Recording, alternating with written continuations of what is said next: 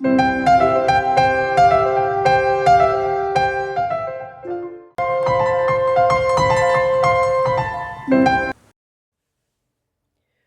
is the purpose of the respiratory system? The purpose of the respiratory system is to deliver oxygen to our body cells and remove carbon dioxide from our body cells. We breathe in oxygen and breathe out the carbon dioxide. And the overall purpose is to make ATP. ATP is made by the breakdown of glucose in the presence of oxygen, which results in carbon dioxide, water, and 36 ATP. This oxygen must be delivered to the body cells where cellular respiration takes place, and the carbon dioxide, which is a toxic byproduct, must be removed from the body cells so that we may breathe it out. So we call this process cellular respiration, and it takes place in our body cells. So the entire respiratory function involves bringing the oxygen into the lungs, carrying it from the lungs to the body cells. And then once in the body cells, the carbon dioxide is released, and that carbon dioxide must be transported back to the lungs where we can breathe it out. Respiratory function can be broken down into 5 stages. The first stage is called ventilation. This involves the inhalation of oxygen and the exhalation of carbon dioxide.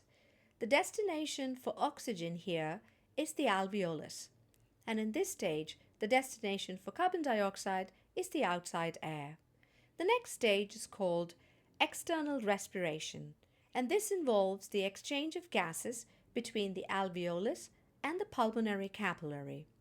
Here, the oxygen that has arrived at the alveolus diffuses across and enters the pulmonary capillary. The carbon dioxide that has been brought from the body cells leaves the pulmonary capillary and diffuses into the alveolus so that it can be breathed out. Once the oxygen has reached the capillary, it can now travel. It travels in the direction of the heart. It arrives at the heart via the pulmonary veins. So here we see the oxygen arriving via the pulmonary veins to the heart, and from the heart it can be pumped out via the aorta and taken to all parts of the body.